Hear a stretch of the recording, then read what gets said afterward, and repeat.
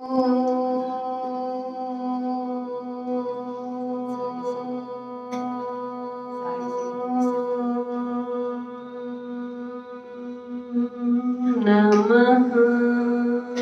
सिद्धेभ्यः।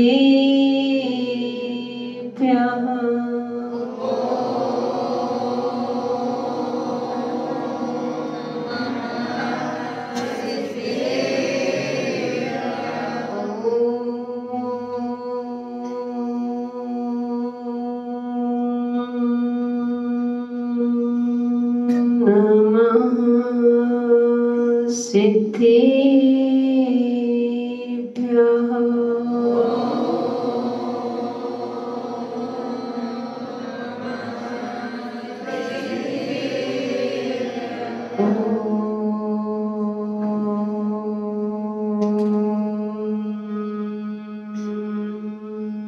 नमः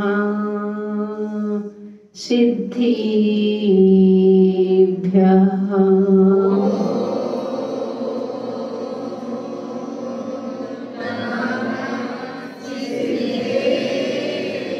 आशीष हाथ गुरु का जब से मिला है, संतोष का कमल जीवन में खिला है। निर्दाम ही मिल रही मुझको शुभस्तु, मैं बारी बारी करती गुरु को नमोस्तु, मैं बारी बारी करती गुरु को नमोस्तु, मैं बारी बारी करती गुरु को नमोस्तु। जीवनी अनंत अनश्चित परेष्टि भगवान की, त्रिलोक पूज्य पंच परमेष्टि भगवान की, 1008 देवादि देवादिनाथ भगवान की, 1008 मम संगमुनैषि शांतिनाथ भगवान की, 1008 मुन शोभितनाथ भगवान की, 1008 चिंतामणि पार्श्वनाथ भगवान की, 1008 भगवान महावीर स्वामी की, परम पूज्य मम दीक्षा गुरु संत श्रोमणी आचार्य कृति विराग सागर जी महाराज की, परम पूज्य आचार्य विद्यासागर जी महाराज की, 3 करोड़ मुनि महाराजों की, परम पूज्य गणनीय ज्ञानवती सुपार्वती माता जी की, अहिंसा में विश्व धर्म की, परम पूज्य परमानंद गणनीय संविंदी श्री माता जी की, धर्म स्नेही प्यारे प्यारे भगवात्माओं, श्रावक के आवश्यक कर्तव्य में अभी हमारी चर्चा देव पूजा पर चल रही थी। हमने देव पूजा को कैसे भगवान की भक्ति करते हैं, किस प्रकार से हम भगवान की पूजा करते हैं, इसका हम विस्तार से अपन समझ चुके हैं। भगवान के जन्म से लेकर के फल तक की यात्रा हमने कर ली है और साथ में जयमाला पढ़ते हुए शांति विसर्जन भी हमने कर दिया था। शांति जब हम शांति पाठ पढ़ते हैं उसमें बड़ा रहस्य छिपा होता है। शांति किसके लिए चाहते हो? अपने लिए शांति बस मांगते क्या भगवान से? क्या कहते हो? होवे सारी प्रजा को सुख, कि सारी प्रजा को सारे सुख, संसार में सभी के लिए हम सुख चाहते हैं। जब हम इतने अच्छे से बातें करते हैं, जब इतना पवित्र होकर के भावना भाते हैं, जब हम होवे सारी प्रजा को यानी सारी प्रजा के हम शांति चाहते हैं, तो क्या हमारे जीवन में शांति नहीं होगी? होगी, अवश्य होगी। ओ तो बंधुओं, एक बात और कहेंगे कि पूजन करते हैं, लास्ट में अपन विसर्जन करते हैं। हमने बताया था कि भगवान के सामने प्रतिज्ञा करके 7 वचन लेकर के जाते हैं, बता दिया था, उसकी चर्चा अपनी हो चुकी थी। तो अपने जो हमने नियम आदि लेते हैं, जो हम भगवान के सामने, तो बंधु पूर्णतः प्रयास करना, प्रयास नहीं जो नियम लेते हैं उनके चाहे प्राण चले जाएं, लेकिन भगवान मेरे संकल्प ना छूटे, इस तरह का वह भक्त भावना रखता है। और बंधु, पूजन करना तो बड़े भावों के साथ करना, इसलिए अपने जीवन में बड़े शुद्धि के साथ एक्सप्रेस भगाने की कोई जरूरत नहीं है। बहुत सारे लोग इतनी एक्सप्रेस भागते हैं कि पता नहीं, पैसेंजर चलने दो, भले ही तुम एक पूजन करो लेकिन भावों के साथ पूजन करो और सोच समझ करके पढ़ो क्या लिखा है।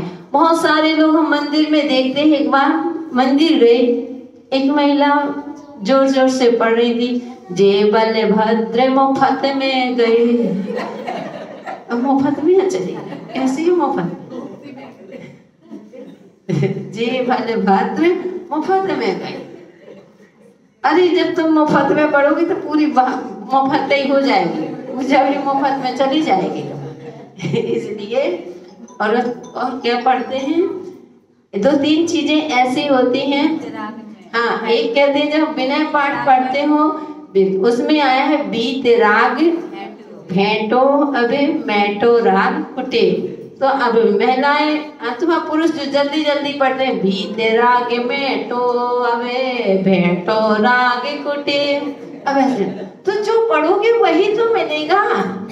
पहले ही आपने कह दिया बीत राग मैटो अबे, तो बीत राग मिट गया। आज कहाँ तुम्हारे अंदर वैरागता रह गई, कहाँ आ गया मैटो राग भेंटो राग कुटे, उल्टा पढ़ते हैं। इसलिए कभी भी हो शुद्धि से पढ़ो, कोई जरूरी नहीं है भावों के साथ हमने कितनी पूजा की इसका महत्व नहीं है, हमने कितने भावों के साथ पूजा की है इसका महत्व होता है। हमने इतने सारे अर्घ चढ़ाते हैं, हमें ये मतलब नहीं है ना इसका, लेकिन महत्व किसका है कि जो हम भावों के साथ हमने कितने में हमारा मन लगा। तो बंधु, हमने भावों के साथ भगवान की भक्ति की। पहला आवश्यक कर्तव्य देव पूजा, अब दूसरा बहुत सुंदर कौन सा आया, गुरु उपासना। गुरु उपासना क्योंकि कहते हैं जिसके जीवन में गुरु नहीं उसका जीवन शुरू नहीं, इसलिए कह दिया आवश्यक कर्तव्य में कह दिया कि हमारे जीवन में गुरु उपासना बहुत जरूरी है।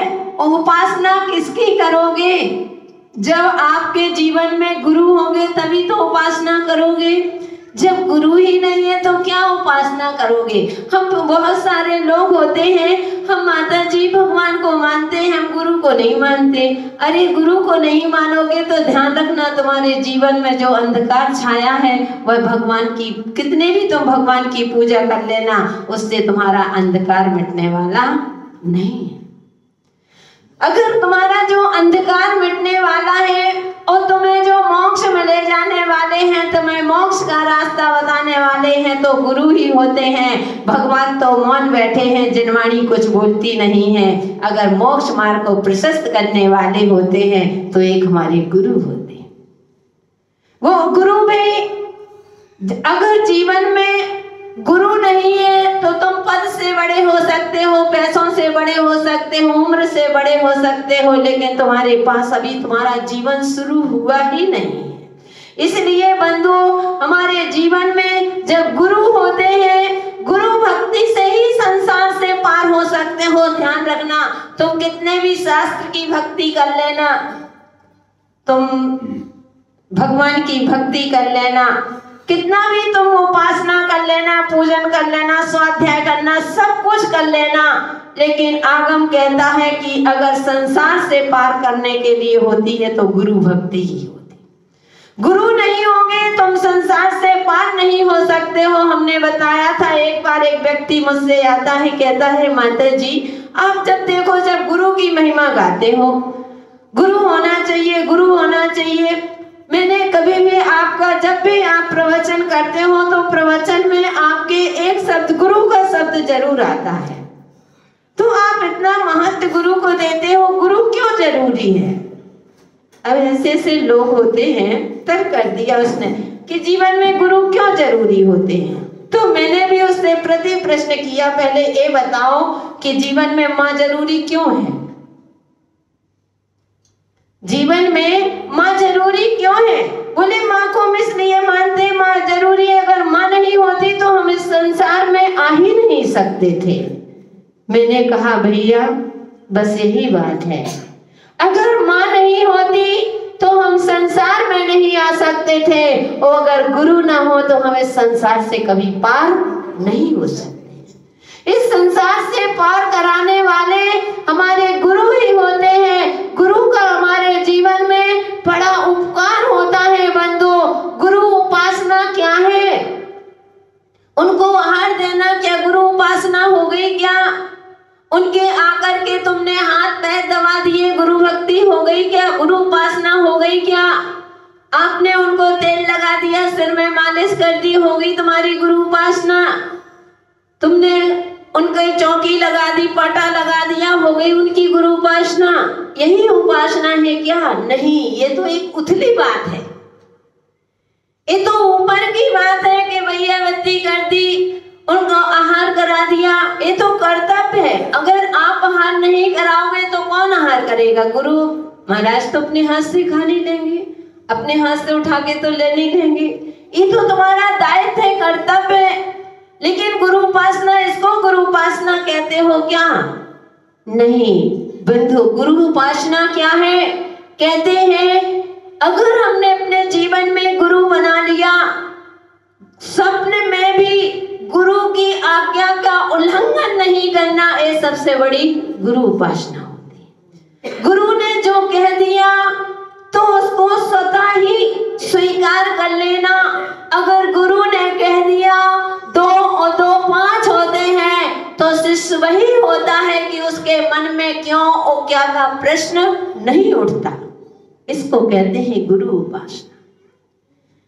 गुरु ने कह दिया तुमको यहाँ बैठना है, शिष्य वहीं बैठ जाता है, उसके मन में संकल्प विकल्प कुछ भी नहीं चलता, क्योंकि बंधु गुरु की दृष्टि बड़ी दूरदृष्टि हुआ करती है।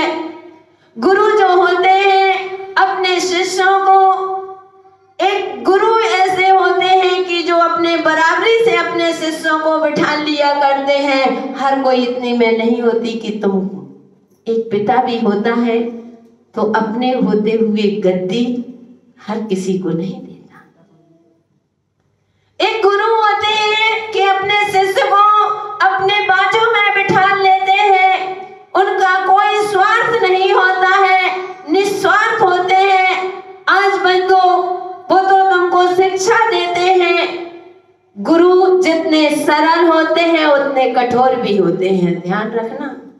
गुरु जितने सरल होते हैं, सरल इसके लिए होते हैं दया रहती है, लेकिन जब शिष्य के अंदर शिथिलाचारी होने लगती है, शिष्य गुरु वहां पर कभी भी नरम नहीं हो सकता है, वहां कठोर हो जाता है। फिर वह यह नहीं सोचता कि आगे पीछे लोग क्या कहेंगे, उनको लोग की चिंता नहीं। जिसने मुझे अपना जीवन समर्पित किया है, मुझे अपने उसके शिष्य का जीवन बनाना है। इसलिए गुरु कठोर भी होते हैं, प्रायश्चित भी देते हैं, समझाते हैं। लेकिन आज की परिणति को देखते हैं बंधु, पहले कहते थे गुरु ने धन्य है वे शिष्य,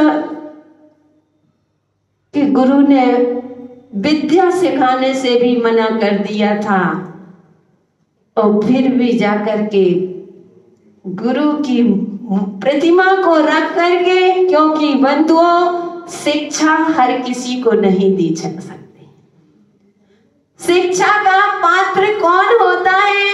भगवान महावीर स्वामी की कितने दिन बाड़ी नहीं खिली थी? 66 दिन,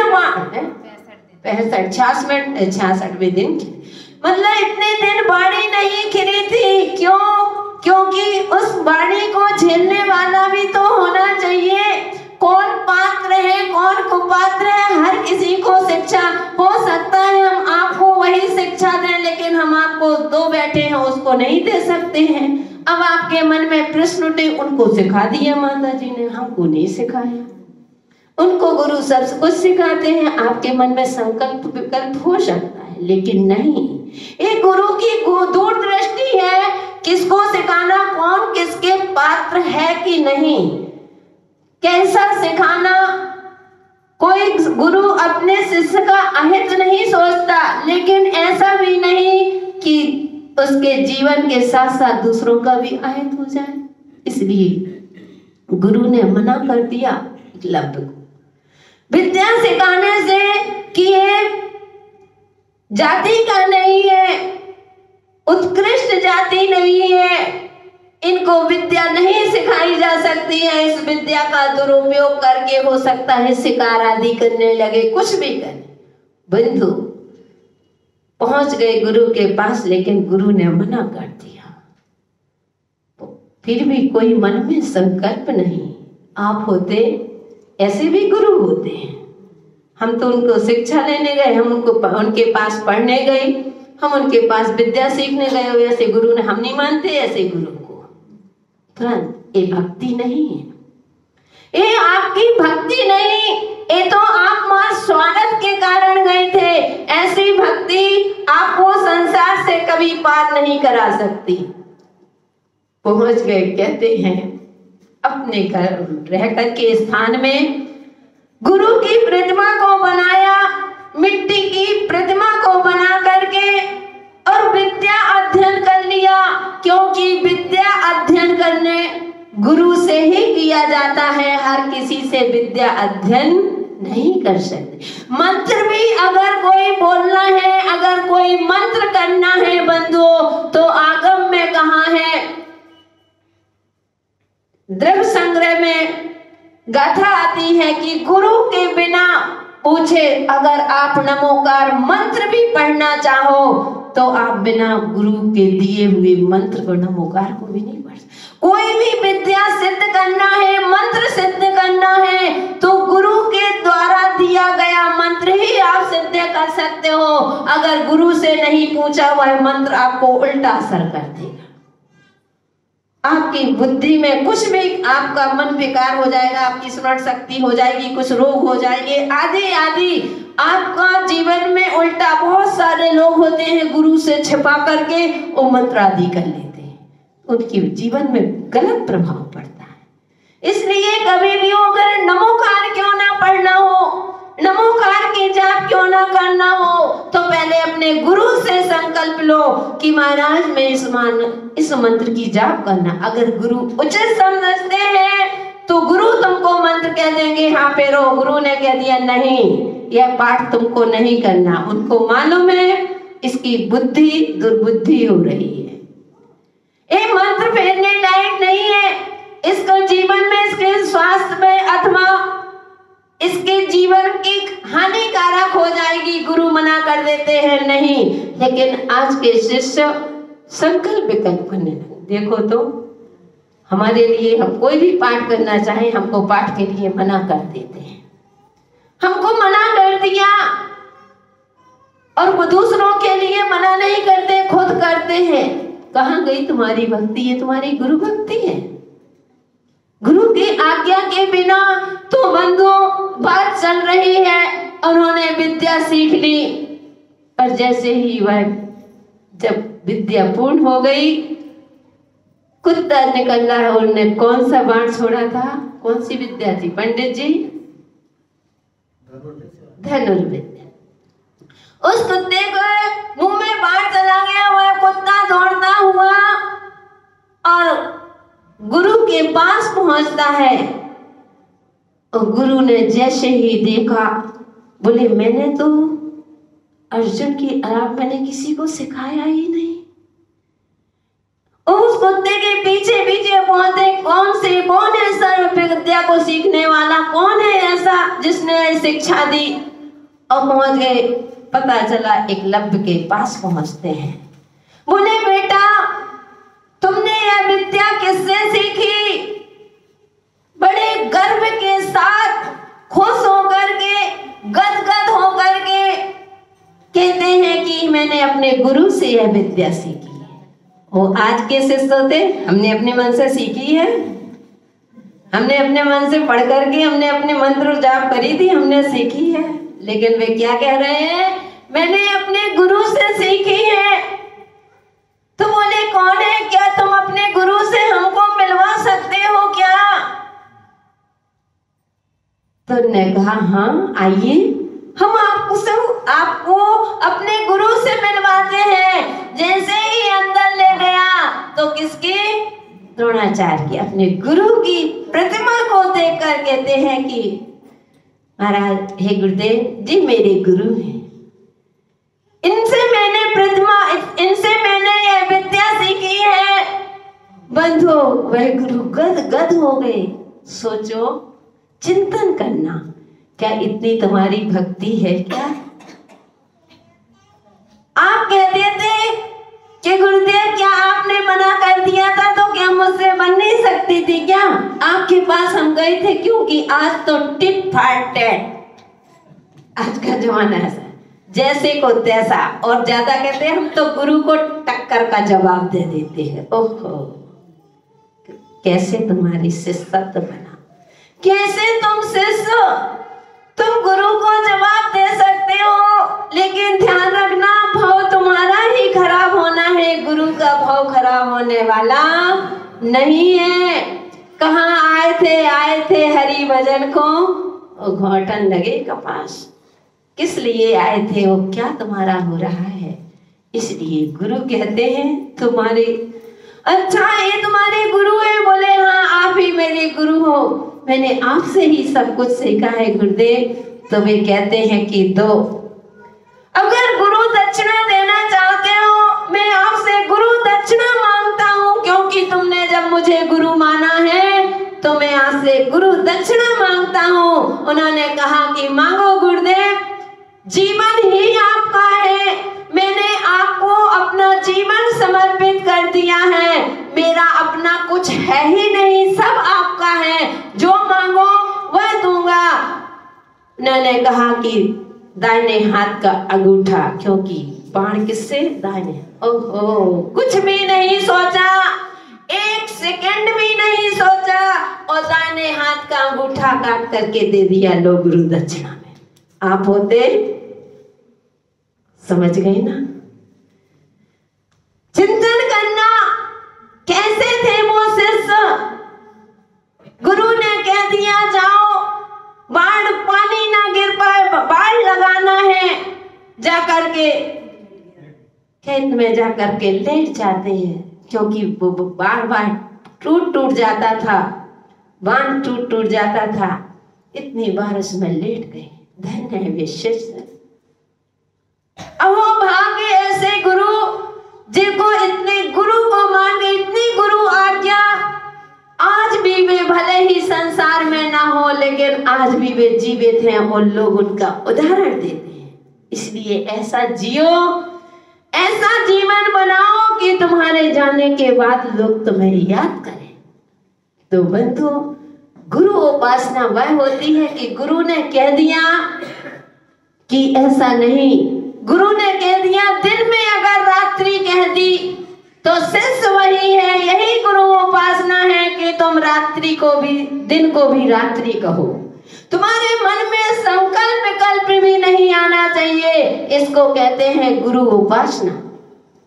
यही गुरु, क्योंकि बंधु तुम तो बाहर की देखते हो, और गुरु ऐसी चीज होते हैं, गुरु दूरदृष्टि हुआ करते हैं, गुरु अपने शिष्य की भावनाओं को समझते हैं, उसके विकास को चाहते हैं। ध्यान रखना, लौकिक के माता पिता का तो स्वार्थ रहता है कि मेरा बेटा बढ़ करके इंजीनियर बनेगा, क्या बनेगा अंजलि, डॉक्टर बनेगा, कविता क्या बनेगा, वकील बनेगा, टीचर बनेगा, क्या बने, सीए बनेगा, दुकानदार बनेगा। तो बंधु कहते हैं इतने भाव होते हैं, आपका स्वार्थ ही है कि मेरा बेटा बड़ा बन करके डॉक्टर बनेगा, कभी हम बीमार होंगे तो इलाज करेगा, मेरा बेटा बैठ करके बुढ़ापे में मेरी सेवा करेगा, मुझे 2 रोटी खिलाएगा, मेरे हाथ पैर दबाएगा, सेवा करेगा। कितने सपने में रहते हो कि नहीं? सबके हैं। हम डिस्पर्वर्स की बात थोड़ी कर रहे हैं, सभी की बात कर रहे हैं।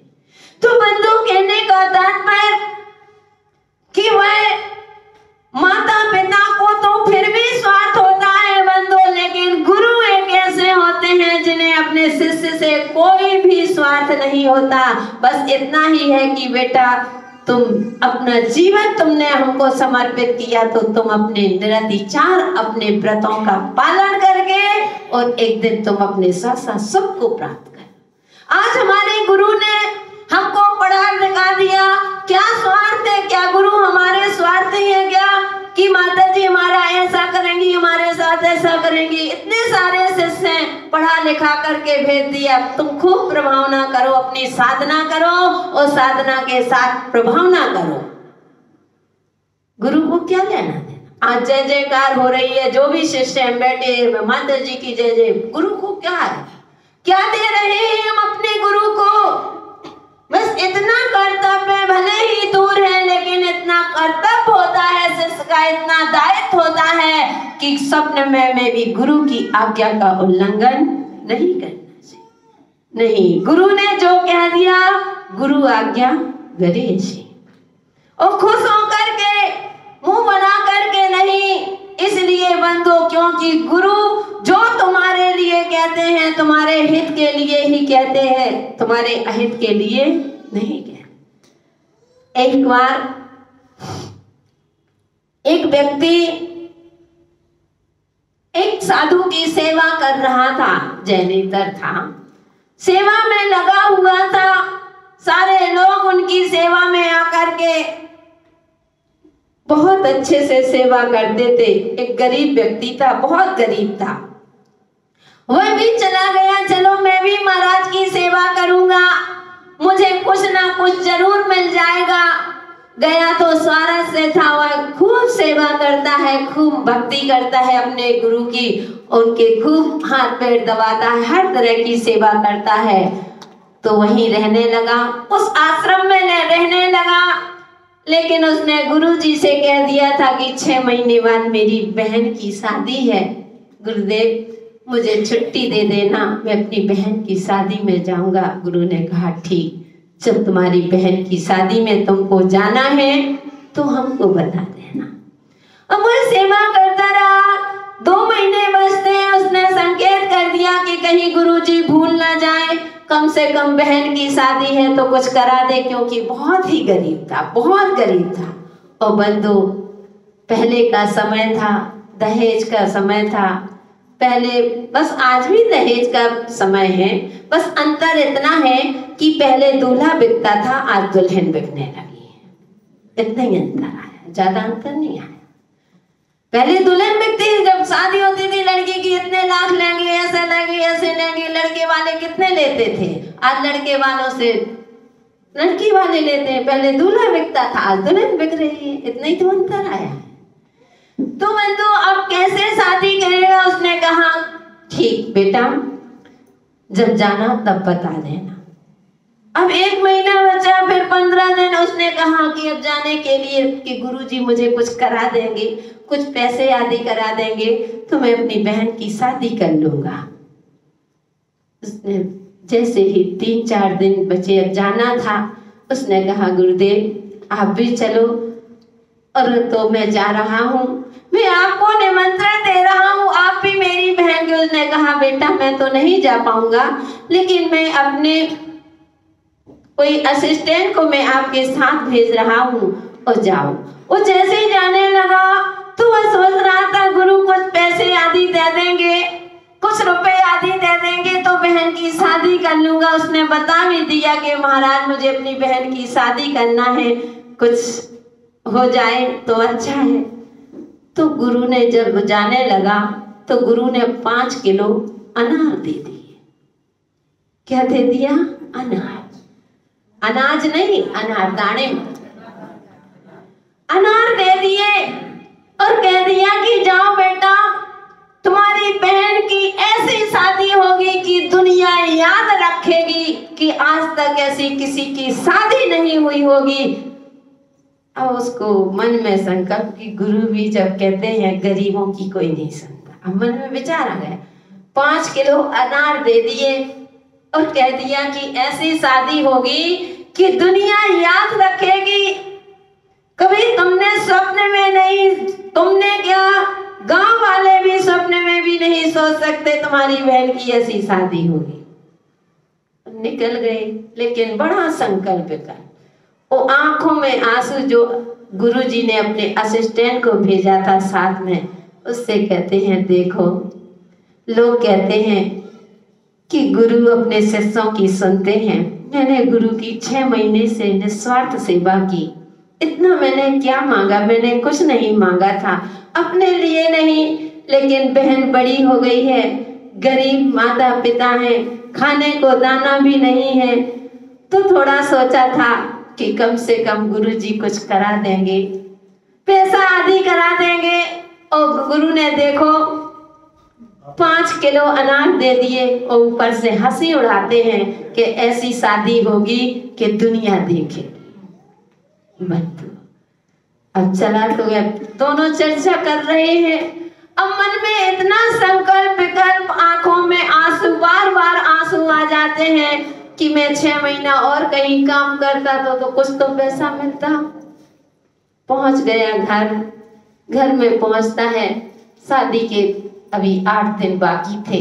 जैसे ही पहुंचा, माता पिता बैठे ही थे। क्या लाए बेटा, कैसे बहन की शादी होगी? अब वह जवाब भी नहीं दे पा रहा है। तो पिता कहते हैं बेटा कोई बात नहीं, रात्रि हो रही है, तुम सो जाओ, सुबह बात करेंगे। और बंधु इतने में एक राजा की बेटी बीमार हो जाती है। इतनी बीमार हो गई और डॉक्टर ने जो दवा बताई तो वह अनार के दाने से, कि अनार के रस से इसको दवा दी जाए। अब उसने सारे नगर में, उस समय उस गांव में अनार कहाँ रखे, अब बेटी बिल्कुल मरणासन में रखी, एक ही बेटी। तो उसने सारे गांव में डुंडी पिटवा दी राजा ने कि जिसके घर में अनार मिलते हो, अनार हो, तो कृपया राजभवन में लेकर के आए, मुंह मांगा उसको वरदान दिया जाएगा। उसने जैसे ही सुना, वह 5 किलो अनार लेकर के, पूरे अनार लेकर के उस राजा के पास पहुंच गया। उस राजा ने अनार को लेकर के इतना खुश हो गया, उसकी बेटी को दवा दी, वह बेटी ठीक हो जाती है। अब वह राजा कहता है कि बेटा बताओ तुमको क्या चाहिए? उसने कहा कि राजन मुझे कुछ नहीं, मेरी बहन की शादी है, मुझे मेरी बहन की शादी करना है, तो कुछ सहयोग कर दो। वह कहता तुम्हारी बहन नहीं तो मेरी भी बेटी है, उसकी शादी मैं करूंगा। और राजा ने इतनी धूमधाम से शादी की, इतना, अब राजा तो राजा है, इतना दहेज सारे नगरवासी देख करके रह गए। कहते हैं कि ऐसी शादी तो स्वप्न में भी नहीं सोची थी। और बंधु वह भी खुश हो जाता है। कहने का तात्पर्य बंधु ये होती है गुरु की दूरदृष्टि। 5 किलो अनार में कितने संकल्प विकल्प हुए थे। इसलिए कभी भी गुरु ने अगर कह दिया कि ऐसा, तो कभी भी मन में भेदभाव, कभी भी संकल्प विकल्प ना करें। अपने गुरु के प्रति कभी भी श्रद्धा भक्ति कम नहीं करना चाहिए। अगर तुम्हारी एक बार श्रद्धा भक्ति टूट गई तो बंदोबस्त दोबारा मिलने वाली नहीं। कोई ऐसी गोली बिस्कुट नहीं है श्रद्धा कि गए लॉलीपॉप से ले आए, जा करके वहां से खरीद ली, वहां से नहीं। इसलिए जीवन में अपने गुरु तो होना ही चाहिए। गुरु ही तुम्हारे जीवन में सही दिशा दे सकते हैं। सारी दुनिया तुम्हें संसार में फंसाएगी, लेकिन गुरु ऐसे हैं तुम्हें मोक्ष मार्ग में, तुम्हें रास्ता बना करके तुम्हारे जीवन का उद्धार करने वाले होते हैं। तो हमारे वे पावन हमारे गुरु होते हैं। इसलिए बंधु जिसके जीवन में गुरु है बहुत भक्ति करो। गुरु उपासना यानी कभी भी अपने नगर में साधु संत आते हैं तो कहते हैं कि आना है तो लेने जाओ, ये भी गुरु उपासना है।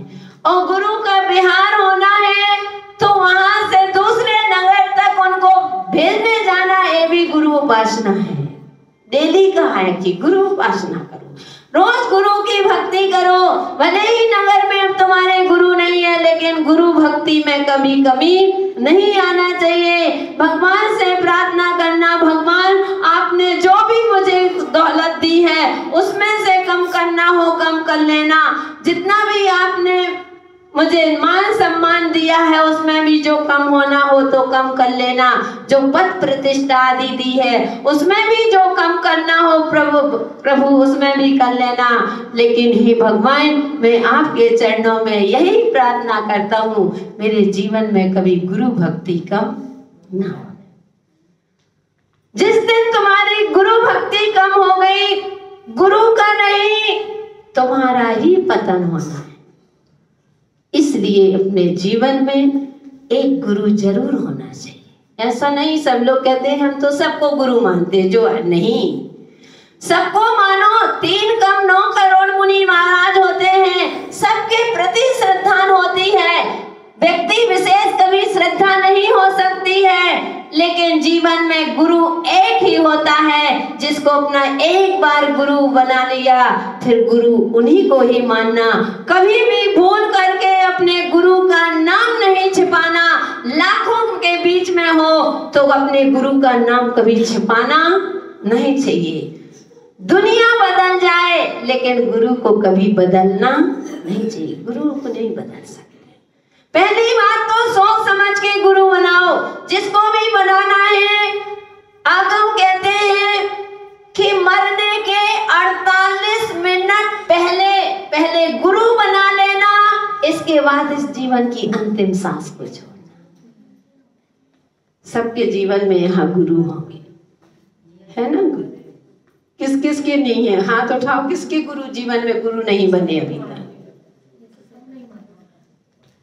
सबको नहीं, गुरु अलग से बनाए जाते हैं, जिससे आप अपने मन की बात को कह सकते हो। श्रीफल लेकर के अपन गुरु बनाते हैं और गुरु अपने शिष्य स्वीकार करते हैं और गुरु से अपनी जो भी हमने पाप किया है, गुरु से अपनी पूरी आलोचना करते हैं। वो गुरु प्रायश्चित देते हैं, गुरु मंत्र देते हैं। कभी भी संकट में आ जाते हो, समस्या आ जाती है, संसारी प्राणी हो तो एक गुरु मंत्र होता है, गुरु मंत्र दे देते हैं। उस मंत्र को अगर आपने 9 बार भी स्मरण कर लिया, बंधुओं, आपका रास्ता अपने आप तुमको खुल जाएगा। जब चारों तरफ से संकट आ जाते हैं, कुछ अपन को सूझता ही नहीं, अब क्या करें, उस समय आंख बंद करो, अपने गुरु को स्मरण करो। बंधु, गुरु की भक्ति में अगर तुम्हारे अंदर भक्ति है और तुम्हारे अंदर गुरु के प्रति श्रद्धा ने, तो बंधु तुम्हारे कैसा भी रोग होगा, सारा रोग एक क्षण में दूर हो। लो आज की बात देख लो। सुबह दोपहर जैसे ही आहार हुआ, आहार के पहले ही मेरी इतनी तबीयत खराब हो गई, इतनी तबीयत खराब हो गई, माइग्रेन का दर्द उठाया, इतनी तो सभी को मालूम, इतनी तबीयत खराब। लेकिन जैसे ही बस गुरु का आशीर्वाद, गुरु को वहां दीदी लोगों को फोन करवाया और फोन से जैसे ही, गुरु तो फोन करते नहीं, दीदी ने फोन से कहा कि माता जी की गुरु ने आशीर्वाद दिया। बंधु 10 मिनट नहीं लगे और पता नहीं चला कि सिर दर्द कहाँ गया। आज लग रही थी क्या स्थिति, लेकिन कहते हैं गुरु के मंत्र, गुरु के प्रति अगर अपनी आस्था है बंधु, तो हमारे सारे रोग एक क्षण में खत्म हो जाते हैं। तो गुरु भक्ति का एक मंत्र होता है, उस मंत्र को अगर गुरु ने दे दिया, तुम्हारे कितने भी दोस्त हो, यार दोस्त हो, आप उनको नहीं बता सकते। कितने भी आप पति पत्नी हो, एक दूसरे को वह मंत्र बता ही नहीं सकते हो। बस अपने मन में रखो और अपने मन में कभी भी संकट आते हैं तो अपने गुरु मंत्र का स्मरण करो। 1 9 बार भी पढ़ लो, 27 बार पढ़ लो बंधु, आपके सारे काम हो जाएंगे, आप संकट से निकल जाएंगे। क्यों? गुरु कितने भी दूर रहते हैं लेकिन गुरु का हमेशा आशीर्वाद तुम्हारे ऊपर रहता है। और मैं तो हमेशा कहती हूँ कि गुरु का कभी जीवन में हाथ मत पकड़ना, ध्यान रखना।